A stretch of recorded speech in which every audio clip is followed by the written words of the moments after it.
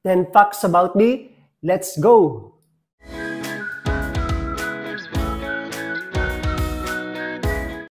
What's good, YouTube? Welcome back again to my YouTube channel. It's me again, Manuel Valenzuela. For today's video, 10 facts about me. Number 1, I'm Manuel Valenzuela and I'm 35 years old. At siyam po kaming magkakapatid at pangatlo ako sa magkakapatid.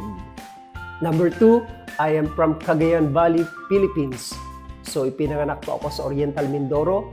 At pagkatapos po, when I was 10 years old, lumipat po kami ng Cagayan Valley. So my mother is from Cagayan Valley and my father is from Oriental Mindoro. At number 3, ako po ay member or isa po akong seminarista. Kabilang po ako sa Order of the Friars of the Servants of Mary or OSM. At pang-apat, ako po ay second year o magsi-second year theology at ako po ay nag-aaral sa San Carlos Seminary sa Guadalupe.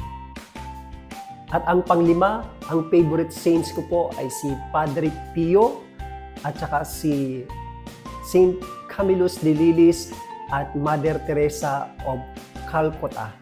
So, favorite ko itong mga saints nito pagdating po sa kabanalan at when it comes to service. So, kagaya po ni Mother Teresa, nagsiserve siya sa mahihirap. So, mahal na mahal niyo po yung mahihirap and that inspired me a lot. Number 6, ako po ay isang ex-militar. So, dati po akong militar.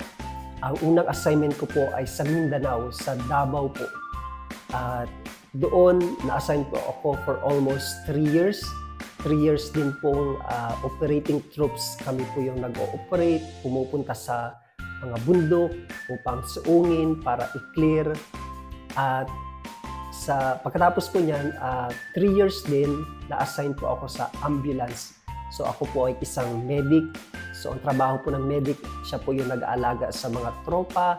Kapag po nagkakasakit, ako ang nagdadala sa ospital. Kapag may tama yung tropa, kapag na-encounter, nagkaroon ng casualty, yun, doon ko po dinadala sila sa ospital. So yun po yung trabaho ng isang medic. Ang ikapito, ang hobby ko po ay singing and dancing. So sumasayaw po ako at kumakanta, and then member po ako ng isang choir o nagko-choir po ako, at ang position ko po doon, ako po ay isang tenor 1. At ang ikawalo, ako po ay may fears of height. So takot po ako sa mga matataas na lugar like mga building, sa mga malls. So ako po ay kinakabahan. So pag may fears of height ka po, feeling mo kasi para kang mahuhulog, parang, alam nyo na yun, para kang tatalon, so parang nakakalula po. At ang ikasyam, ang favorite colors ko po ay mustard yellow at saka white. So, sa mustard yellow po, may something sa kanya na nagugustuhan ko. Pag nakakita po ako like car, mga sasakyan na mustard yellow, so parang inaakit po ako. And then, sa white naman po, favorite ko yung color na ito dahil malinis siyang tingnan at saka yun, neat siyang tingnan kapag like for example sa damit. So neat siyang tingnan kapag puti yung sinusuot. Kaya gusto ko siya. At ang ikasampo, ang favorite kong pagkain ay pizza and pasta. Masarap kasi po yung combination with chicken. And that's for all today. Thank you for watching and see you sa next vlog.